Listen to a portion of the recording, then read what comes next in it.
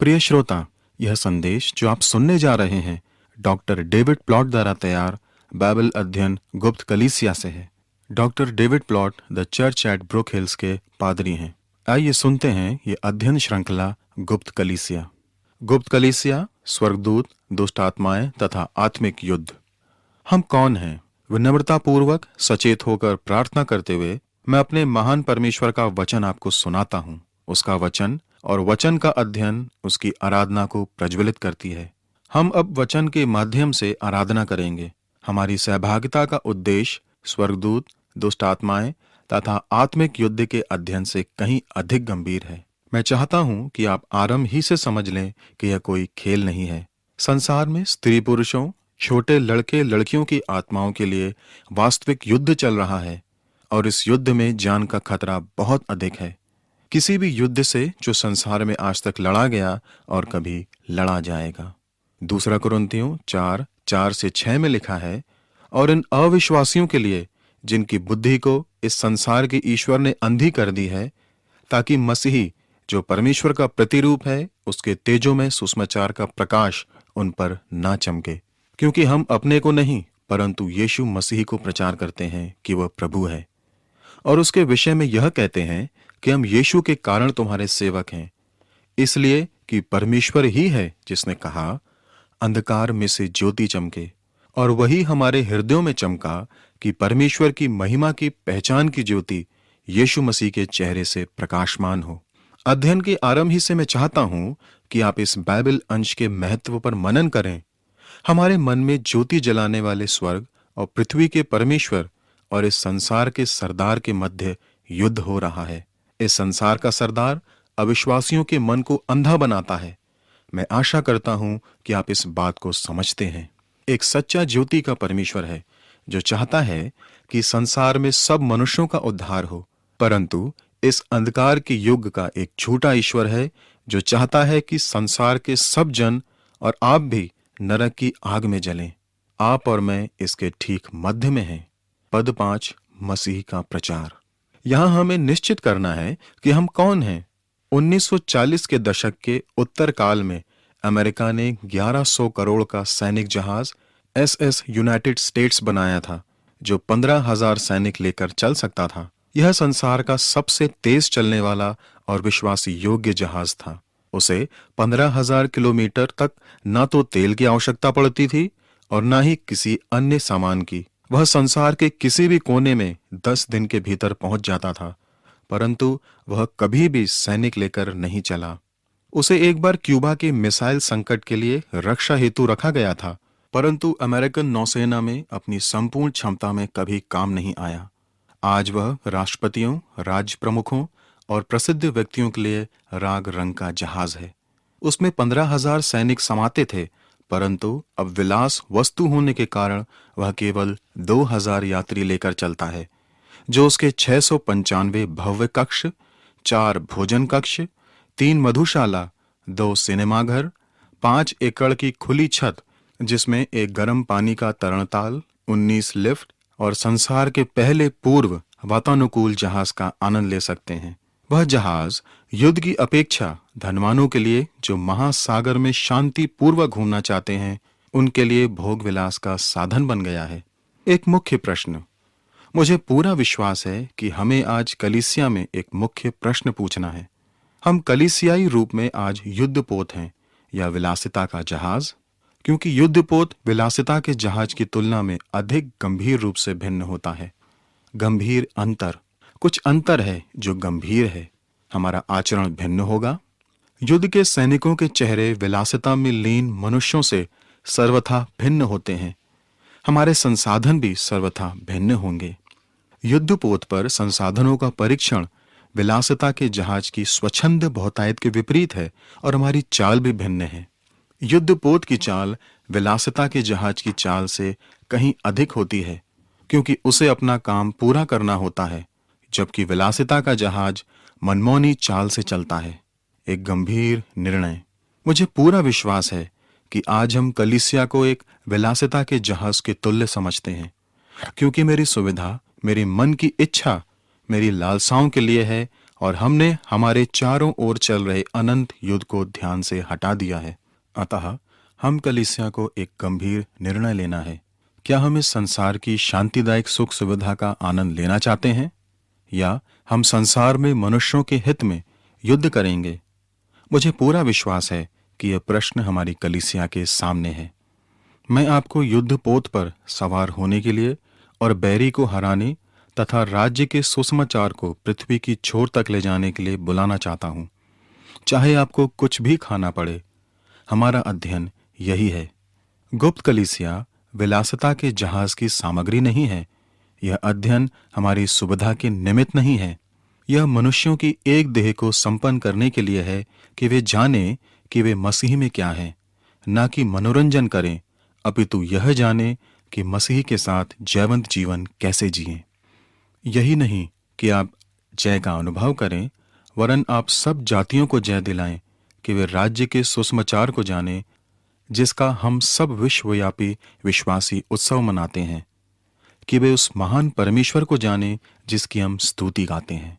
अतः आप टिप्पणियां लिखते चलें।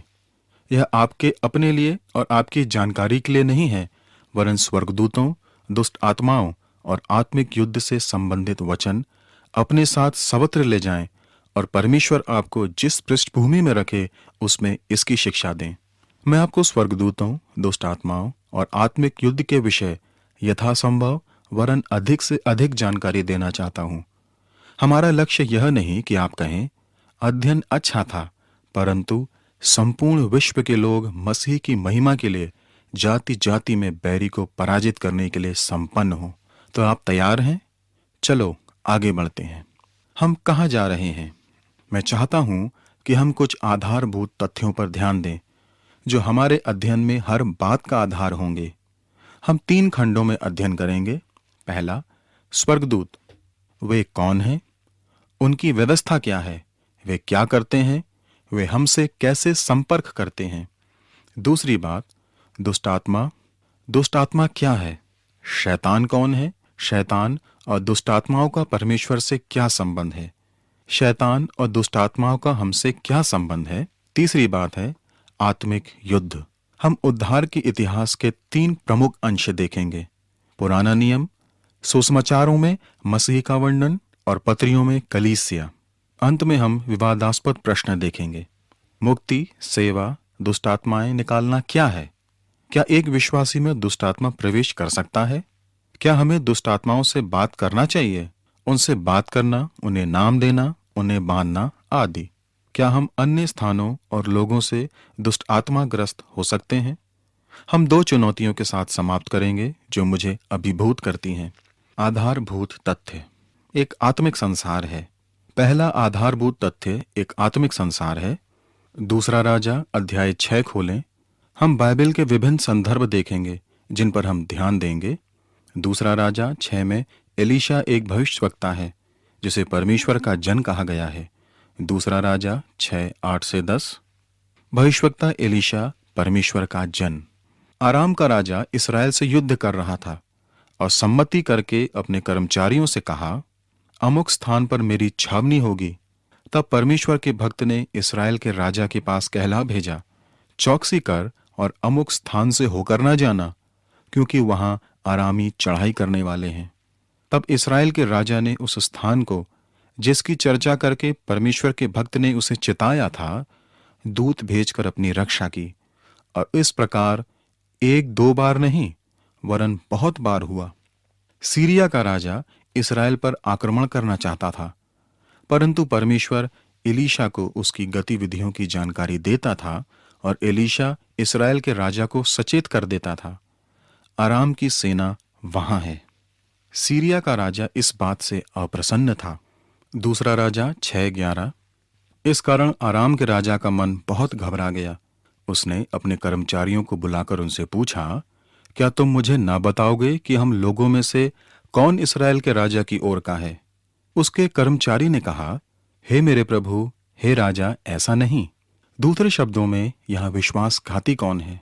दूसरा राजा 6:12। उन्होंने सीरिया के राजा को बताया कि वह उसकी एक एक बात जानता है। अतः वह एलीशा को पकड़ने के लिए सैनिक भेजता है कि उसे घात करें। दूसरा राजा 6:13-14। राजा ने कहा, जाकर देखो कि वह कहाँ है, तब मैं भेजकर उसे पकड़वा मंगवाऊंगा। उसको ये समाचार मिला वह दोतान में है।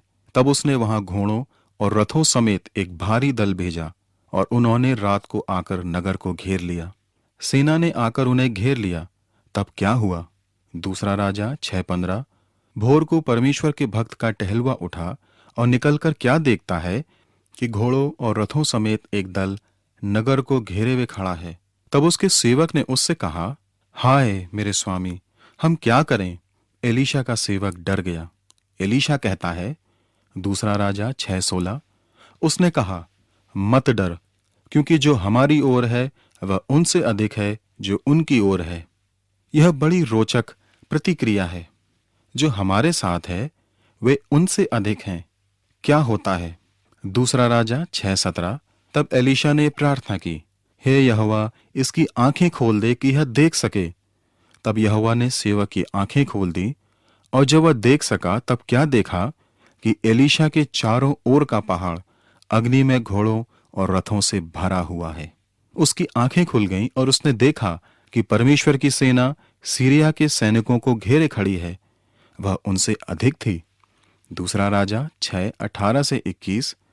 जब अरामी उसके पास आए तब एलीशा ने यहोवा से प्रार्थना की कि इस दल को अंधा कर डाल। एलीशा के इस वचन के अनुसार उसने उन्हें अंधा कर दिया।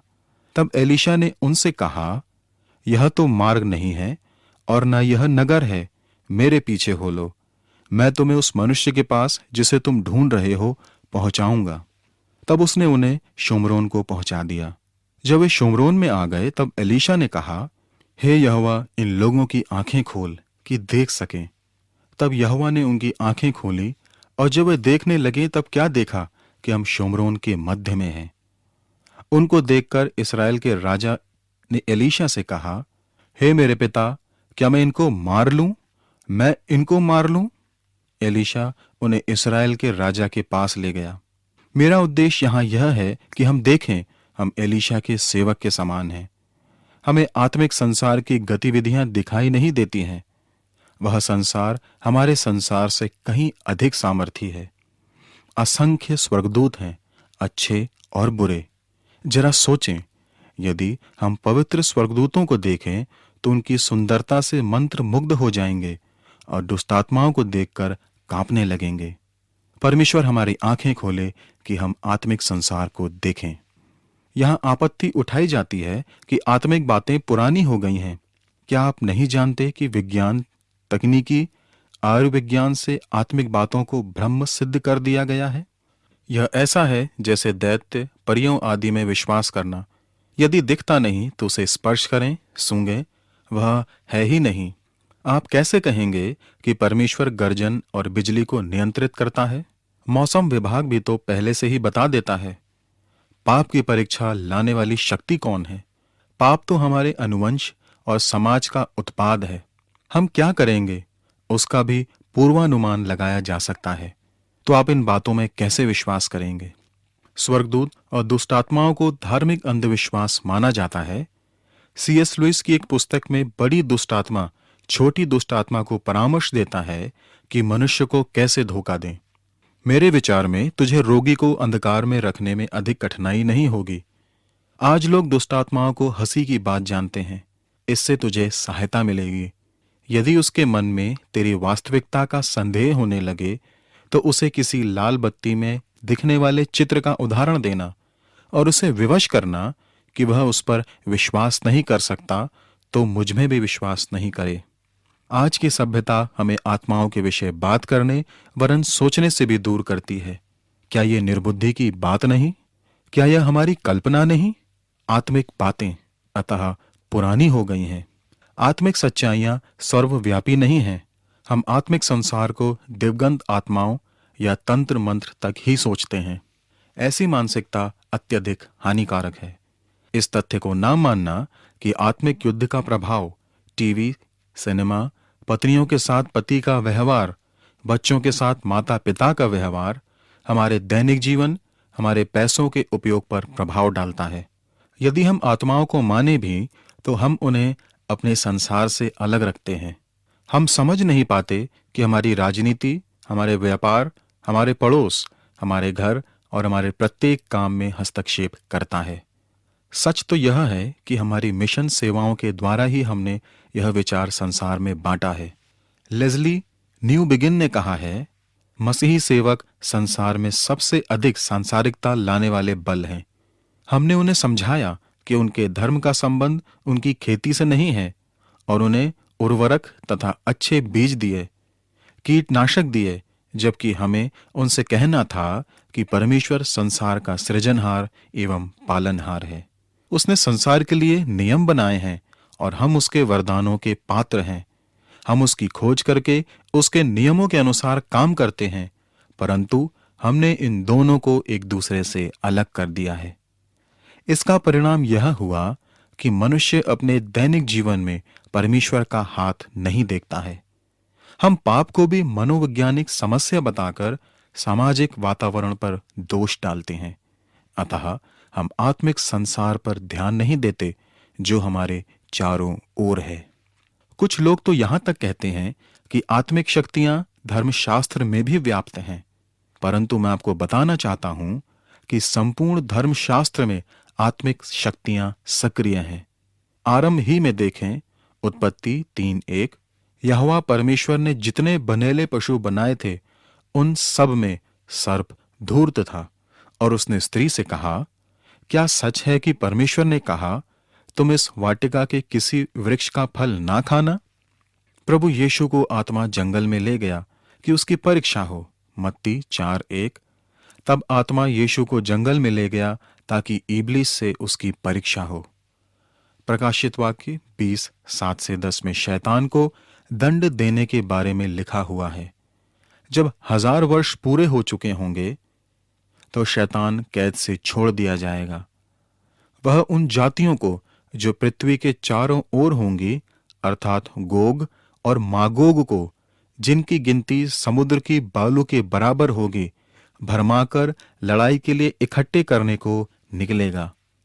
वे सारी पृथ्वी पर फैलकर पवित्र लोगों की छावनी और प्रिय नगर को घेर लेंगी और आग स्वर्ग से उतरकर उन्हें भस्म करेगी। उनका भरमाने वाला शैतान आग और गंधक की उस झील में, जिसमें वह पशु और झूठा भविष्यवक्ता भी होगा, डाल दिया जाएगा और वे रात दिन युगान युग पीड़ा में तड़पते रहेंगे। आप सुनिश्चित करें कि आप इसे समझ रहे हैं। यदि आप आत्माओं में विश्वास नहीं करते हैं तो आप बाइबल के सत्य से इनकार करते हैं, वरन आप तो प्रभु यीशु की सत्यता का ही इनकार करते हैं। प्रभु यीशु तो आरंभ ही से आत्मिक संसार से संबंधित था। स्वर्गदूत ने उसके जन्म की सूचना पहले से ही दे दी थी। मत्ती 4 और लूका 4 में शैतान ने प्रभु यीशु की परीक्षा ली थी। परीक्षा में जयवंत होने के बाद स्वर्गदूत उसकी सेवा के लिए उतर आए थे। उसने कहा था कि वह स्वर्गदूतों की सेना बुला सकता है। उसकी कब्र का पत्थर हटाने के बाद स्वर्गदूत वहां बैठा था। उसके स्वर्गारोहण के समय स्वर्गदूत उसके साथ थे। आत्मिक संसार की वास्तविकता को स्वीकार न करने का अर्थ है प्रभु यीशु के जन्म, जीवन, पुनरुत्थान तथा स्वर्गारोहण का इनकार करना। इसका अर्थ है कि आत्माएं सर्वव्यापी हैं। यहां हमें 2 गलतियों से बचना है जिनका उल्लेख C.S. लुईस करते हैं। शैतान के विषय हमारी जाति 2 समतुल्य वरन विपरीत गलतियां कर सकती है। एक है उनके अस्तित्व में विश्वास ना करना और दूसरी है उनमें विश्वास करके अनुचित और हानिकारक व्यवहार में पड़ना। वे इन दोनों गलतियों से ही अति प्रसन्न होती हैं और भौतिकवादी या जादूगर दोनों ही की सहर्ष प्रशंसा करती है। पहली गलती है निस्सार तर्क, अर्थात आत्माओं को धार्मिक कल्पना मानना या उन्हें अलग विषय मानकर अनदेखा कर देना। दूसरी ओर है मतांधता। यदि हम सावधान ना रहें तो उनको आवश्यकता से अधिक महत्व देकर हर प्रकार के भ्रम और अवधारणाओं में पड़ जाएंगे। मैंने इस विषय पर महीनों अध्ययन किया है और मैं ईमानदारी से कहता हूं कि मसीही क्षेत्र में आत्मिक युद्ध के विषय तरह तरह की कल्पनाएं, अंधविश्वास, निराधार विचार, बेईमानी बातें और भ्रम हैं। निश्चय ही हमें निस्सार तर्क में नहीं पड़ना है, परंतु मतांधता की अति भी नहीं करना है। आत्मिक युद्ध से संबंधित डेविड पाउलिसन ने परामर्श पर एक अति उत्तम पुस्तक लिखी है। वह लिखते हैं कि एक पति पत्नी में झगड़ा होता है तो वे एक दूसरे में से दुष्ट आत्माएं निकालने का प्रयास करते हैं। वह कहते हैं कि विवाहित दंपति एक दूसरे के प्रति वैमनस्यता के साथ प्रभु यीशु का नाम अंधविश्वास, बैरभाव, भय और उलझन के कीचड़ से गंदा करता है। शैतान जो परमेश्वर का अपमान करना चाहता है, वह हमें अपने मार्गों में चलाना चाहता है। इस परिस्थिति द्वारा व्यक्तिगत और पारस्परिक क्षति पहुंचाकर प्रसन्न ही होता है। मैं इस अध्ययन को गंभीरता से लेना चाहता हूं, क्योंकि आत्मिक युद्ध के विषय विश्वव्यापी कलीसिया में भ्रांति फैली हुई है। हमें इन दोनों गलतियों से, या कहें दोनों सीमाओं से सावधान रहना है। हम आत्मिक युद्ध में हैं। आधारभूत सत्य संख्या 1 एक आत्मिक संसार है। संख्या 2 हम आत्मिक युद्ध के मध्य हैं। इफिसियों 6:12 क्योंकि हमारा यह मल युद्ध लहू और मांस से नहीं, परंतु प्रधानों से और अधिकारियों से और इस संसार के अंधकार के हाकिमों से और उस दुष्टता की आत्मिक सेनाओं से है जो आकाश में है। हमारा यह युद्ध मांस और लहू का नहीं है। यह युद्ध दो परस्पर विरोधी राज्यों के मध्य है। हम 2 कुरिन्थियों 4:4 देख चुके हैं। और उन अविश्वासियों के लिए जिनकी बुद्धि को इस संसार के ईश्वर ने अंधी कर दी है, ताकि मसीही जो परमेश्वर का प्रतिरूप है, उसके तेजोमय सुसमाचार का प्रकाश उन पर ना चमके। यहाँ परमेश्वर के राज्य और शैतान के राज्य का उल्लेख किया गया है। प्रभु यीशु कहता है कि उसका राज्य इस संसार का नहीं है। यूहन्ना 18:36 यीशु ने उत्तर दिया, मेरा राज्य इस संसार का नहीं। यदि मेरा राज्य इस संसार का होता तो मेरे सेवक लड़ते कि मैं यहूदियों के हाथ सौंपा ना जाता, परंतु अब मेरा राज्य यहाँ का नहीं। इफिसियों 2 में आकाश के राज्य के सरदार की चर्चा है। इफिसियों 2:1-2 उसने तुम्हें भी जिलाया जो अपने अपराधों और पापों के कारण मरे हुए थे, जिनमें तुम पहले इस संसार की रीति पर और आकाश के अधिकार के हाकिम अर्थात उस आत्मा के अनुसार चलते थे जो अब भी आज्ञा ना मानने वालों में कार्य करता है। परमेश्वर का राज्य और अंधकार का राज्य पड़ोसी राज्य हैं और इनमें तनाव बना रहता है। इस तनाव की कहानी से इतिहास बना है। आरंभ ही से अर्थात मानवीय इतिहास के आरंभ ही से उत्पत्ति 3 से ही इन दोनों राज्यों में युद्ध और मनुष्य के युद्ध एवं शांति का इतिहास है। अन्य जातियों में से जो आकाश के सरदार के राज्य, शैतान के अंधकार के राज्य में हैं, परमेश्वर उनमें से मनुष्यों को बुलाता है कि उसके पास आकर अंधकार में ज्योति बने। तथापि उसके भक्तों में प्रचंड ज्योति भी ठोकर खाती है। अब्राहम भी छल करता है, झूठ बोलता है। मूसा अविश्वास से संघर्ष करता है और मर जाता है। नूह जो अपने युग का एकमात्र विश्वासी था, शराब के नशे में हो गया और मर गया। दाऊद जो परमेश्वर के मन का मनुष्य था, व्यभिचार करके हत्या करवा कर मर गया। आप बार बार देखते हैं कि परमेश्वर की प्रचंड ज्योतियां अंधकारमय होती हैं। एक सिद्ध मनुष्य है जिसमें कोई पाप नहीं। वह अपने जीवन से जय पाता है, अपनी मृत्यु द्वारा जय पाता है, वह अपने पुनरुत्थान द्वारा जय पाता है। वह हमें ज्योति का राज्य दिखाता है कि उसमें विश्वास रखने वाले अंधकार के राज्य से मुक्ति पाएं और उसके द्वारा ज्योति के राज्य में प्रवेश पाएं। परंतु उसके विश्वासियों में पुराना स्वभाव समाप्त नहीं होता, परंतु युद्ध करता है। एक दिन ऐसा आने वाला है जब इस संसार का राज्य हमारे प्रभु यीशु का राज्य होगा और वह सदा के लिए राज्य करेगा, परंतु इस समय हम युद्ध के मध्य में हैं। प्रकाशित वाक्य 11:15 जब 7वें दूत ने तुरही फूंकी तो स्वर्ग में इस विषय के बड़े बड़े शब्द होने लगे, जगत का राज्य हमारे प्रभु का और उसके मसीही का हो गया और वह युगान युग राज करेगा।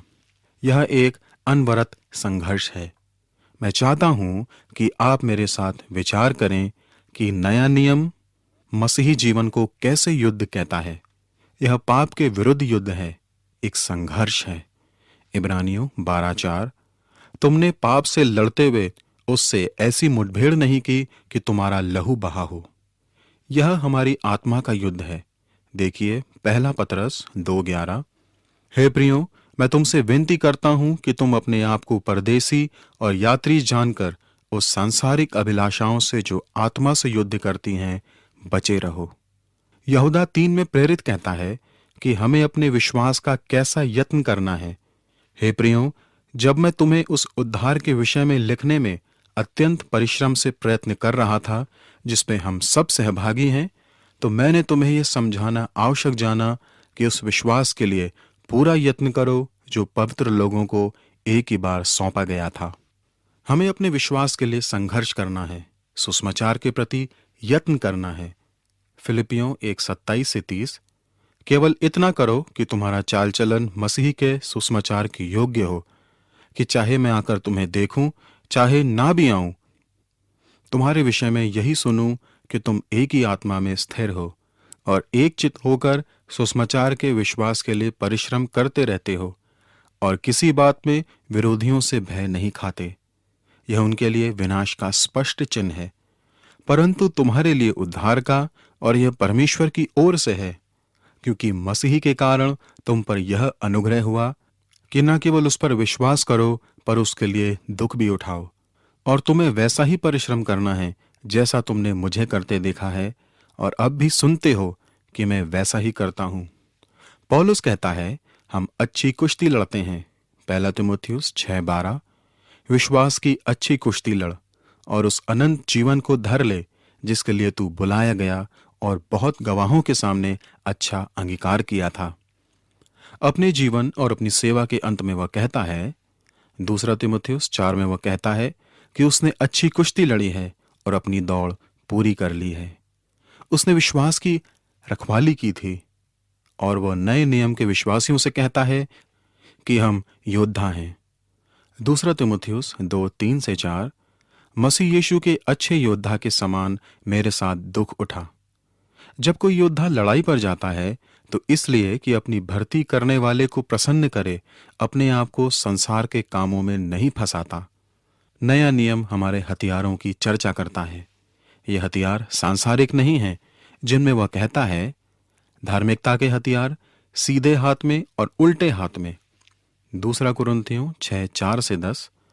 परंतु हर बात में परमेश्वर के सेवकों के समान अपने सद्गुणों को प्रकट करते हैं, बड़े धैर्य से, क्लेशों से, दरिद्रता से, संकटों से, कोड़े खाने से, कैद होने से, हुल्लड़ों से, परिश्रम से, जागते रहने से, उपवास करने से, पवित्रता से, ज्ञान से, धीरज से, कृपालुता से, पवित्र आत्मा से, सच्चे प्रेम से, सत्य के वचन से, परमेश्वर की सामर्थ से, धार्मिकता के हथियारों से जो दाहिने बाएं हाथों में हैं, आदर और निरादर से, दुर्नाम और सुनाम से। यद्यपि भरमाने वालों के जैसे मालूम होते हैं तो भी सच्चे हैं, अनजानों के सदृश्य हैं तो भी प्रसिद्ध हैं, मरते हुओं के समान हैं और देखो जीवित हैं, मार खाने वालों के सदृश्य हैं परंतु प्राण से मारे नहीं जाते, शोक करने वालों के समान हैं परंतु सर्वदा आनंद करते हैं, कंगालों के समान हैं परंतु बहुतों को धनवान बना देते हैं, ऐसे हैं जैसे हमारे पास कुछ भी नहीं तो भी सब कुछ रखते हैं। पुराने नियम में दानियल 10:12-15 में दानियल की प्रार्थना स्वर्ग में स्वर्गदूतों के मध्य युद्ध की स्थिति उत्पन्न करती है। फिर उसने मुझसे कहा, हे दानियल, मत डर, क्योंकि पहले ही दिन को जब तूने समझने बूझने के लिए मन लगाया और अपने परमेश्वर के सामने अपने को दीन किया, उसे दिन तेरे वचन सुने गए और मैं तेरे वचनों के कारण आ गया हूं। फारस के राज्य का प्रधान 21 दिन तक मेरा सामना किए रहा, परंतु मिकाएल जो मुख्य प्रधानों में से है वह मेरी सहायता के लिए आया। इसलिए मैं फारस के राजाओं के पास रहा और जब मैं तुझे समझाने आया हूं कि अंत के दिनों में तेरे लोगों की क्या दशा होगी, क्योंकि जो दर्शन तूने देखा है वह कुछ दिनों के बाद पूरा होगा।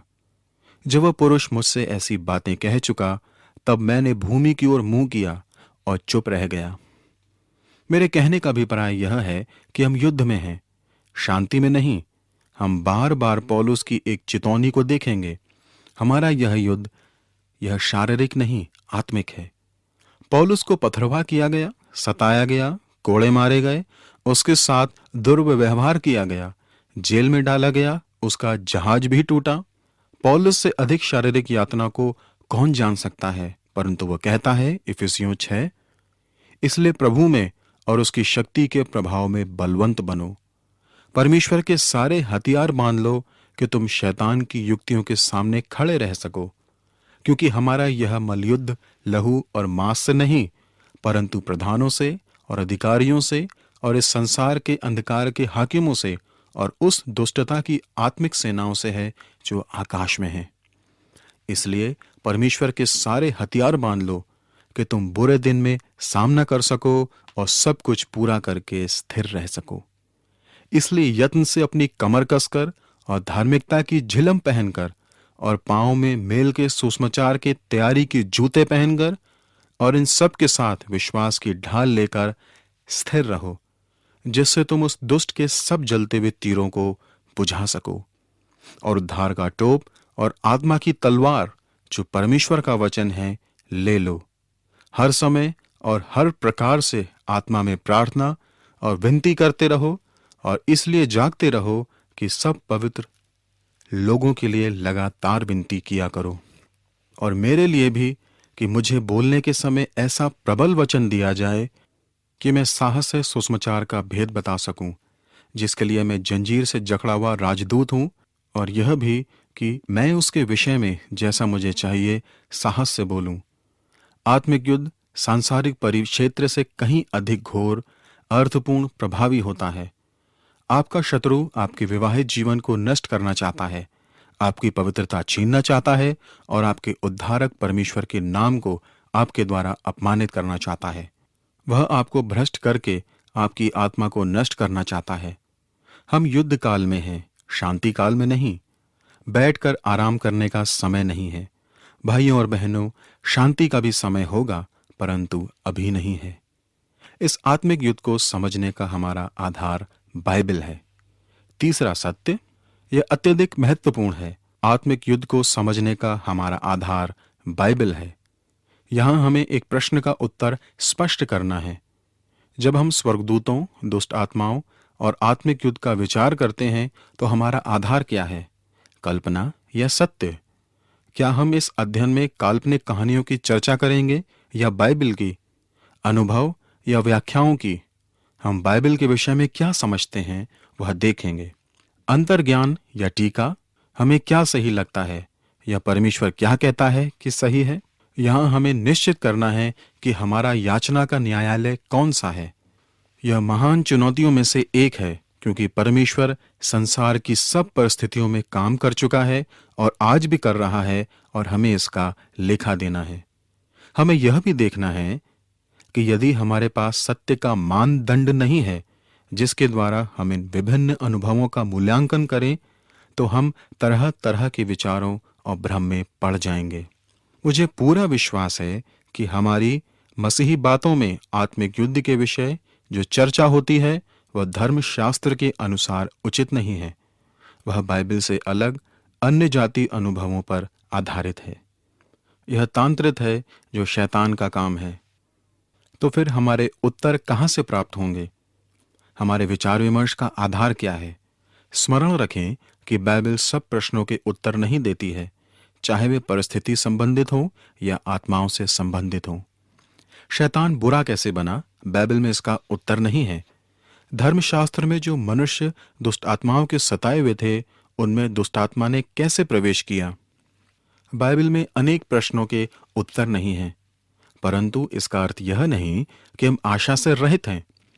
परमेश्वर स्वर्ग में बैठकर यह नहीं सोच रहा है कि हम आज इस विषय पर अध्ययन कर रहे हैं तो अच्छा होता कि वह हमारे प्रश्नों के उत्तर बाइबल में पहले से ही रख देता। हमारे लिए शुभ संदेश यह है कि बाइबल में उन सब प्रश्नों के उत्तर हैं जो परमेश्वर की महिमा के निमित्त हमारे जीवन के लिए आवश्यक हैं। हमारे हर एक प्रश्न का उत्तर जो बाइबल में नहीं है, परंतु मसीह में हमारे विकास और संसार में जय पाने के निमित्त प्रत्येक प्रश्न का उत्तर है। यह अत्यधिक महत्वपूर्ण है। मुझे पश्चिमी देश का निवासी होने के उपरांत भी बहुत कुछ सीखना है। मैंने अभी तक बहुत सी बातें नहीं देखी हैं जो परमेश्वर संसार में कर रहा है।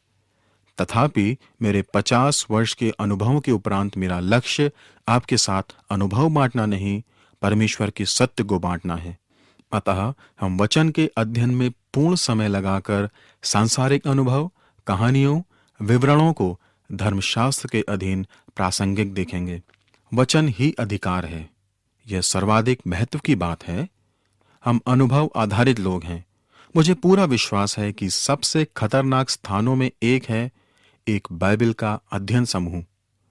सहभागी प्रायः उस समय के मनुष्यों के संबंध में लेख का अर्थ खोजने की अपेक्षा पूछते हैं कि वे उससे समझते हैं, और अंत परिणाम यह होता है कि उन्होंने वास्तव में कुछ नहीं सीखा। उन्होंने संपूर्ण समय एक दूसरे का अध्ययन किया और बाइबल के विषय कुछ नहीं सीखा। हम अनुभव आधारित लोग हैं, अतः हमें सुनिश्चित करना है कि बाइबल पाठ ही हमारा आरंभ हो। वहां क्या लिखा है, उसका अर्थ क्या है, और अपने प्रश्न बाइबल पाठ के अध्ययन के समापन तक रोके रखें। आप समझ गए ना? तो फिर हम बाइबल पाठ को कैसे पढ़ें? मैं आपको स्मरण कराना चाहता हूं कि बाइबल अध्ययन में अवलोकन की प्रक्रिया है। हम मूल पाठ की खोज करते हैं, हम मूल पाठ को सुनते हैं, हम बार बार ध्यान लगाकर सुनते हैं, हम लेख में विभिन्न बातों की खोज करते हैं, धीरज धरकर, कल्पना करके, मनन करके, सुद्देश्य हम सुनते हैं। हम मूल पाठ को देखते हैं, हम उन बातों को देखते हैं जिन पर संसार बल देता है और दोहराता है तथा उनका संचार करता है। यह अवलोकन है। वहां हम आरंभ करते हैं, मूल पाठ क्या कहता है। अब व्याख्या करना। मूल पाठ का अर्थ क्या है? हम मूल पाठ का परीक्षण करते हैं, अर्थात उसकी पृष्ठभूमि देखते हैं। हमें उनके संसार में जाना है। हमें यह भी देखना है कि सत्य को किस प्रकार कहा गया है, क्योंकि सुसमाचारों में सत्य की चर्चा श्रेष्ठ गीत में सत्य की चर्चा से भिन्न है। इतिहास और संस्कृति का संदर्भ देखें। राजाओं की इतिहास की परिस्थितियां प्रकाशित वाक्य की पुस्तक की परिस्थितियों से भिन्न थी। थियोलॉजी। हम किसी भी पद के संबंध में कल्पना नहीं कर सकते। भजन 14 में लिखा है कि परमेश्वर नहीं है, अतः आप यह निष्कर्ष नहीं निकाल सकते कि परमेश्वर नहीं है, अतः सावधान रहें। स्मरण योग्य सिद्धांत। हम लेखक के मूल उद्देश्य को देख रहे हैं। पवित्र आत्मा ने एक मनुष्य के माध्यम से किसी समय विशेष में किसी स्थान के लिए कुछ कहा। बाइबल का अर्थ वह कभी नहीं हो सकता जो पहले भी नहीं था। आप उसे संदर्भ से हटाकर उसका कोई नया अर्थ नहीं निकाल सकते। हमें देखना है कि वहां क्या हुआ था। संदर्भ द्वारा हम अर्थ को समझते हैं। हमें संदर्भ को देखना है। यहां मैं चाहता हूं कि आप खतरों से बचें। 2 खतरों से। पहला, पृथकीकरण अर्थात लेख को संदर्भ से अलग कर देना। हमें अत्यधिक सावधान रहना है। हम पुराने नियम से एक पद निकालते हैं, सुसमाचारों से एक पद निकालते हैं और पत्रियों से एक पद निकालते हैं। हम तीनों पदों को एक साथ रखकर सोचते हैं कि वे एक ही बात कह रहे हैं। समय भी एक ही है और श्रोता यह स्थान भी एक ही है। यह पदों का पृथकीकरण है। इस कारण हम जैसा चाहते हैं वैसा बाइबल का कथन बना देते हैं। हम एक संदर्भ का पद लेकर दूसरे पद के संदर्भ में संयोजित नहीं करना चाहिए। उदाहरणार्थ, आत्मिक युद्ध। लोग प्रायः मरकुस 5 को इफिसियों 6 के साथ जोड़ देते हैं, जहां पौलुस आत्मिक युद्ध की चर्चा कर रहा है। वे सोचते हैं कि पौलुस दुष्ट आत्मा की चर्चा कर रहा है। अवलोकन। मूल पाठ में क्या लिखा है। व्याख्या। तदोपरांत उसकी व्यवहारिकता अर्थात मैं इसे कैसे अपना सकता हूं। यह शाश्वत सत्य है जिन्हें वर्तमान में प्रासंगिक बना सकते हैं। उस युग की बातों को जो आज के युग में व्यवहार करना। इस प्रकार आत्मिक युद्ध के बारे में हमें पहले मूल पाठ को सुनना है, तदुपरांत संदर्भ समझना है। इसके बाद प्रश्न पूछना है। यदि हम आरंभ ही में प्रश्न पूछेंगे तो धर्मशास्त्र में केवल उत्तर की ही खोज करते रहेंगे और बाइबल को समझने में गलती करेंगे। यही तो बैरी चाहता है। वह हमें आश्वासन दिलाना चाहता है कि हम बाइबल पढ़ रहे हैं, जबकि हम बाइबल को तोड़ मरोड़ कर अपने ही उत्तर बना रहे हैं। आत्मिक युद्ध में बैरी दुर्जय है। चौथा आधारभूत सत्य, आत्मिक युद्ध में बैरी दुर्जय है। वह सिंह है जो फाड़ खाने को किसी की खोज में है। यदि हमारा बैरी मनुष्य है तो हम अपनी शक्ति में उसका सामना करने का साहस कर सकते हैं। मानवीय देह में उसका जोड़ नहीं है। आप तो क्षण भर में ही उससे हार जाएंगे।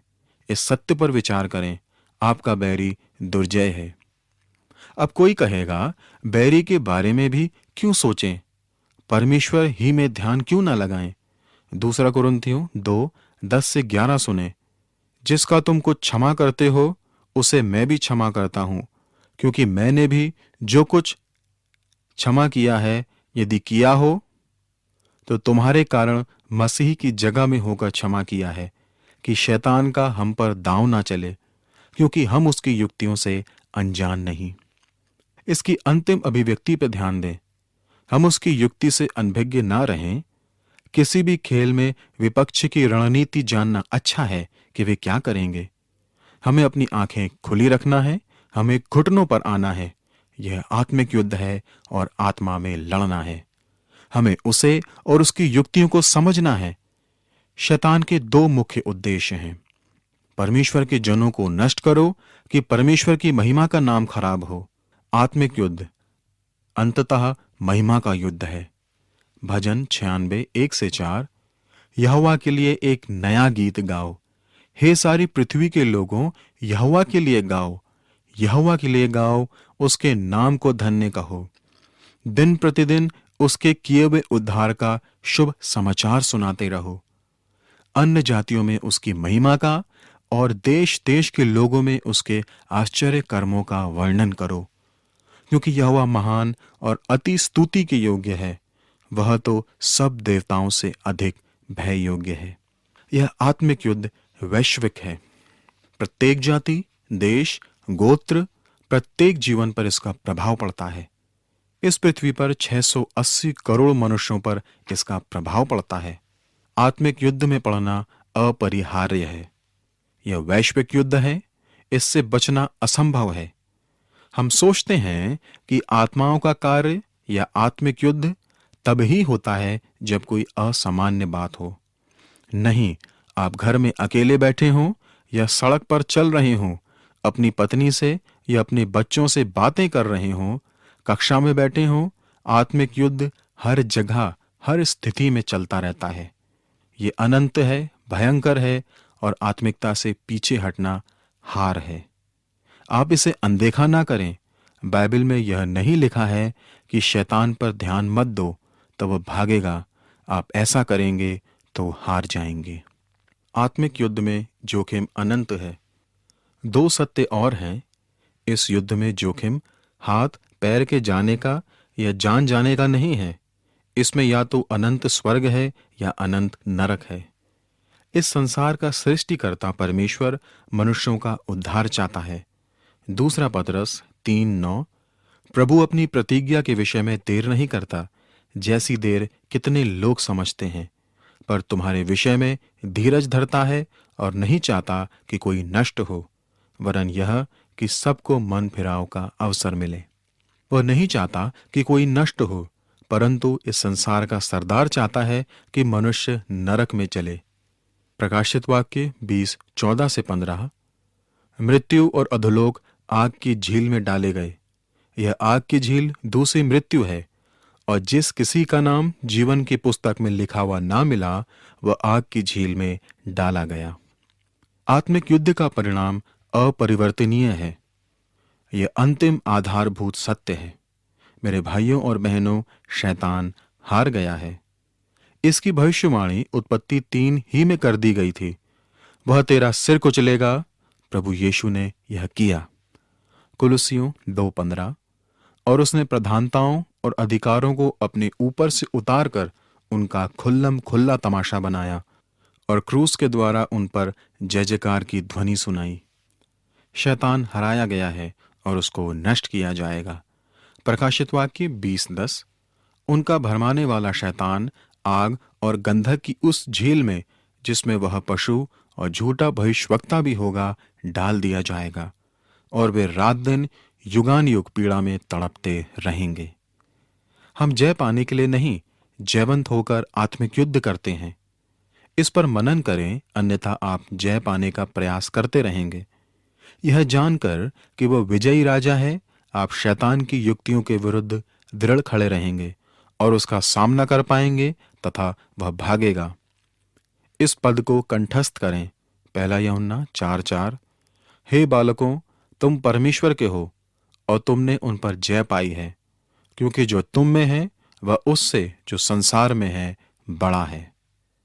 यह सच है। आप में अंतर्वासी मसीह का आत्मा उससे बड़ा है जो संसार में है।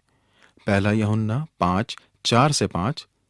हे बालकों, तुम परमेश्वर के हो और तुमने उन पर जय पाई है, क्योंकि जो तुम में है वह उससे जो संसार में है बड़ा है।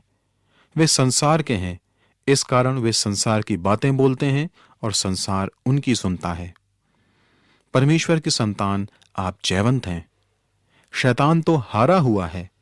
जो लड़ रहे हैं वे जोखिम उठाते हैं।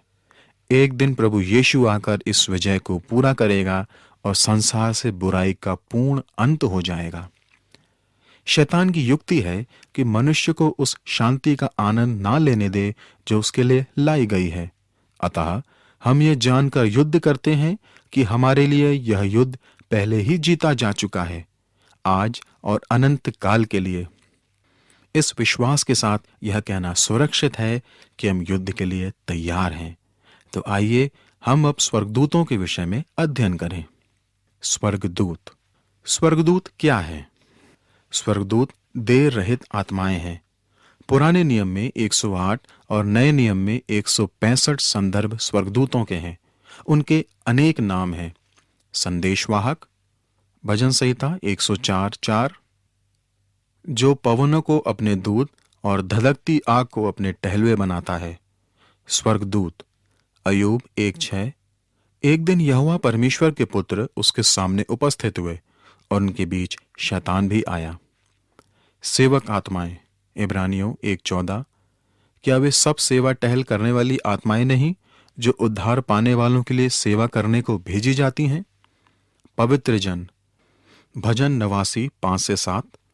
हे यहोवा, स्वर्ग में तेरे अद्भुत काम की और पवित्रों की सभा में तेरी सच्चाई की प्रशंसा होगी, क्योंकि आकाश मंडल में यहोवा के तुल्य कौन ठहरेगा? बलवंतों के पुत्रों में से कौन है जिसके साथ यहोवा की उपमा दी जाएगी? परमेश्वर पवित्र लोगों की गोष्ठी में अत्यंत प्रतिष्ठा के योग्य और अपने चारों ओर सब रहने वालों से अधिक भय योग्य है। दानियल 4:13 और 17। मैंने पलंग पर दर्शन पाते समय क्या देखा कि एक पवित्र पहरुआ स्वर्ग से उतर आया। यह आज्ञा पहरुओं के निर्णय से और यह बात पवित्र लोगों के वचन से निकली कि जो जीवित हैं वे जान लें कि परम प्रधान परमेश्वर मनुष्यों के राज्य में प्रभुता करता है और उसको जिसे चाहे उसे दे देता है, और वह छोटे से छोटे मनुष्य को भी उस पर नियुक्त कर देता है। दानियल 4:23। हे राजा, तूने जो एक पवित्र पहरुए को स्वर्ग से उतरते और यह कहते देखा कि वृक्ष को काट डालो और उसका नाश करो, तो भी उसके ठूंठ को जड़ समेत भूमि में छोड़ो और इसको लोहे और पीतल के बंधन से बांधकर मैदान की हरी घास के बीच में रहने दो। वह आकाश की ओस से भीगा करे और उसको मैदान के पशुओं के संग ही भाग मिले, और जब तक 7 युग उस पर बीत ना चुके तब तक उसकी ऐसी ही दशा रहे। स्वर्गदूत क्या है? वे आत्मिक प्राणी हैं। इब्रानियों 1:14 में उन्हें सेवक आत्माएं कहा गया है। हम उन्हें देख नहीं सकते जब तक कि परमेश्वर उन्हें देह ना दे। वे सृजित प्राणी हैं। भजन 148 1-5। यहाँ की स्तुति करो, यहाँ की स्तुति स्वर्ग में से करो, उसकी स्तुति ऊंचे स्थानों में करो। हे उसके सब दूतों, उसकी स्तुति करो। हे उसकी सब सेना, उसकी स्तुति करो। हे सूर्य और चंद्रमा, उसकी स्तुति करो। हे सब ज्योति में तारागण, उसकी स्तुति करो। हे सबसे ऊंचे आकाश और हे आकाश के ऊपर वाले जल, तुम दोनों उसकी स्तुति करो। वे यहोवा की नाम की स्तुति करें, क्योंकि उसी ने आज्ञा दी और ये सृजे गए। उन्हें परमेश्वर ने सृजा है। वे आत्माएं हैं, उनमें नैतिक क्षमताएं हैं। दुष्ट आत्माओं के अध्ययन में हम इसकी अधिक चर्चा करेंगे। कुछ स्वर्गदूतों ने पाप किया, दूसरा पतरस 2:4।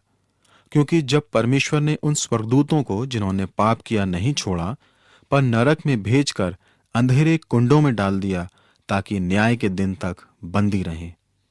उनमें नैतिकता का निर्णय लेने की क्षमता है, उनमें बौद्धिक क्षमता है। पहला पतरस 1:12।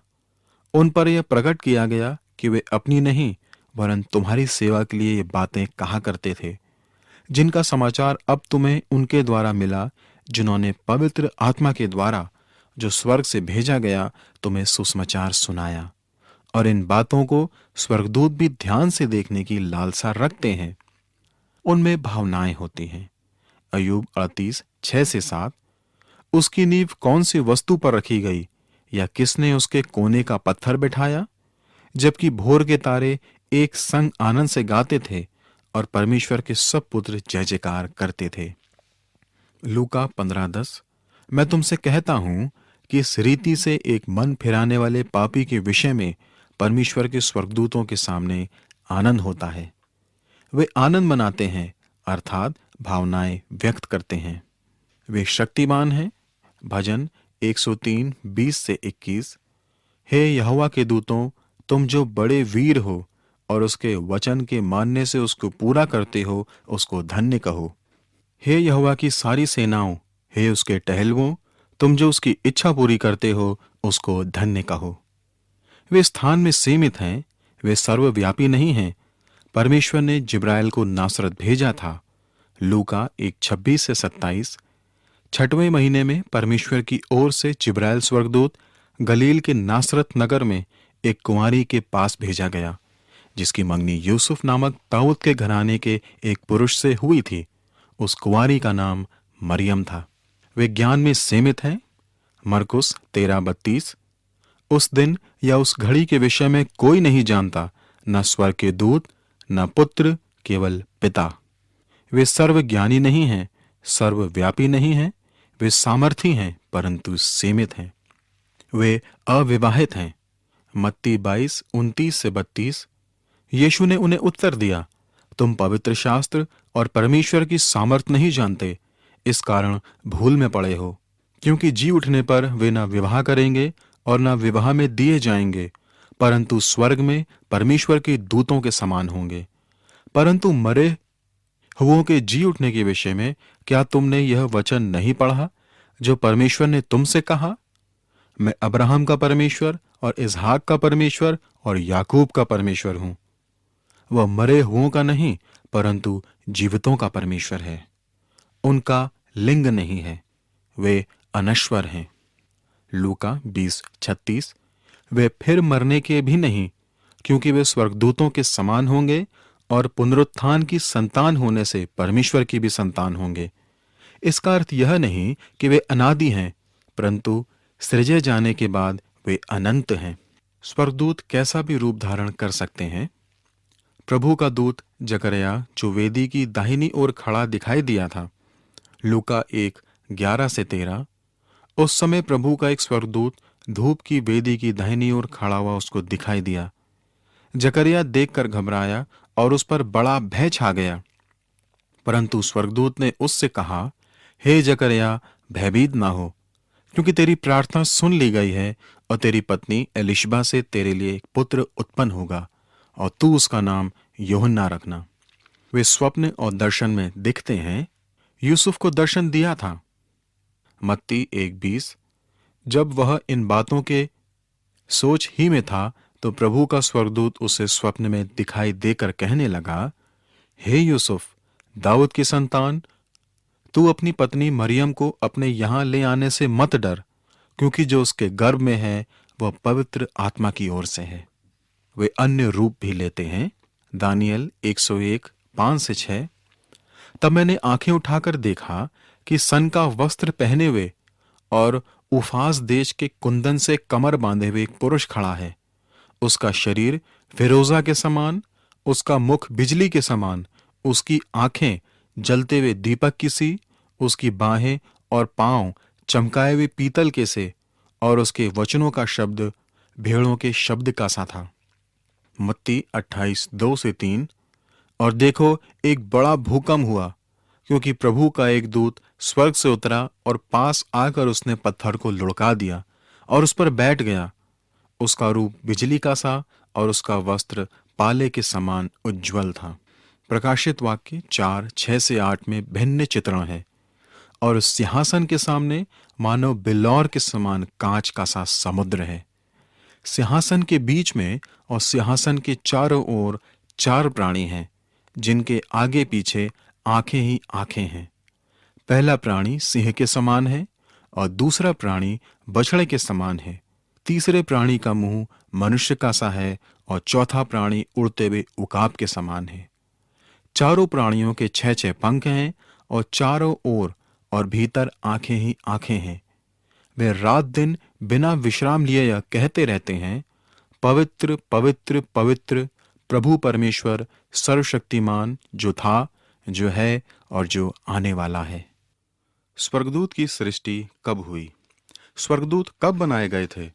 यह तो हम नहीं जानते, परंतु हाँ, इतना जानते हैं कि वे सृजन कार्य के 7वें दिन से पूर्व बनाए गए थे। उत्पत्ति 2:1। यूं आकाश और पृथ्वी और उनकी सारी सेना का बनाना समाप्त हो गया। इससे स्पष्ट है कि परमेश्वर ने उन्हें सृजन कार्य के अंतिम दिन से पहले कभी बनाया था।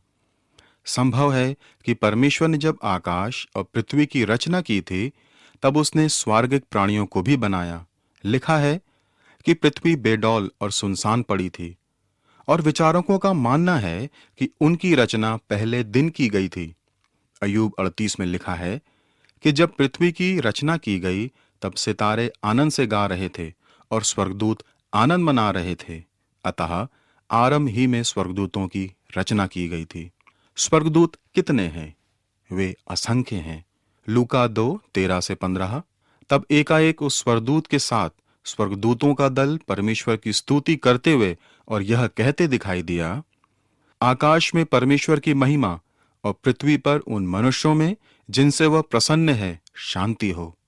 जब स्वर्गदूत उनके पास से स्वर्ग को चले गए, तो गडरियों ने आपस में कहा, आओ हम बैतलहम जाकर यह बात जो हुई है और जिसे प्रभु ने हमें बताया है देखें। 12 पलटन से अधिक। मत्ती 26:53।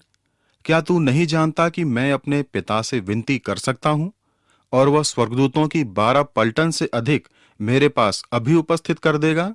रोम की पलटन में 3000 से 6000 सैनिक होते थे।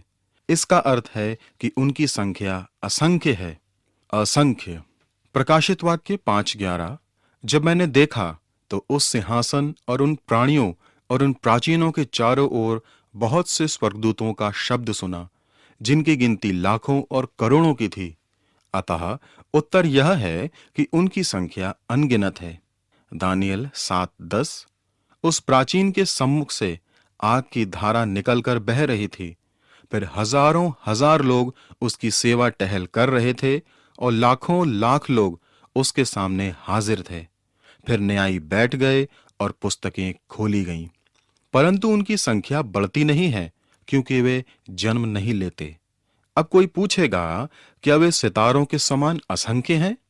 उन्होंने प्रकाशित वाक्य 12:3-4 पढ़ा होगा। एक और चिन्ह स्वर्ग में दिखाई दिया, और देखो, एक बड़ा लाल अजगर था, जिसके 7 सिर और 10 सींग थे, और उसके सिरों पर 7 राजमुकुट थे।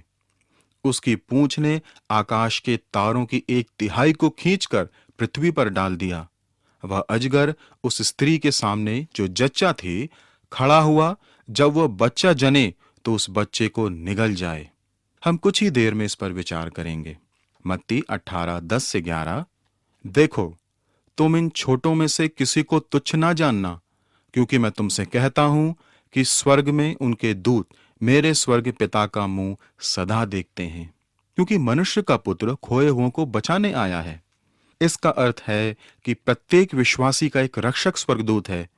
तो क्या स्वर्गदूतों की निश्चित संख्या के साथ विश्वासियों की भी एक निश्चित संख्या होगी? मैं इस बात पर अत्यधिक संकोच करता हूं कि हम सबका एक एक रक्षक स्वर्गदूत है, परंतु वे असंख्य हैं और परमेश्वर की स्तुति में लगे रहते हैं। यूं तो हम इस पद के अनेक अर्थ निकाल सकते हैं। स्वर्गदूतों की व्यवस्था कैसे की गई है स्पष्ट तो नहीं है, परंतु हम देखते हैं कि वे करूब हैं। वे सर्वोच्च पद के स्वर्गदूत हैं, जिनका काम है परमेश्वर की महिमा का प्रचार करना और उसकी रक्षा करना। उन्हें अदन की वाटिका के प्रवेश द्वार पर रखा गया था, उत्पत्ति 3:24। इसलिए आदम को उसने निकाल दिया और जीवन के वृक्ष के मार्ग का पहरा देने के लिए अदन की वाटिका की पूर्व की ओर करूबों को और चारों ओर घूमने वाली ज्वालामय तलवार को भी नियुक्त कर दिया।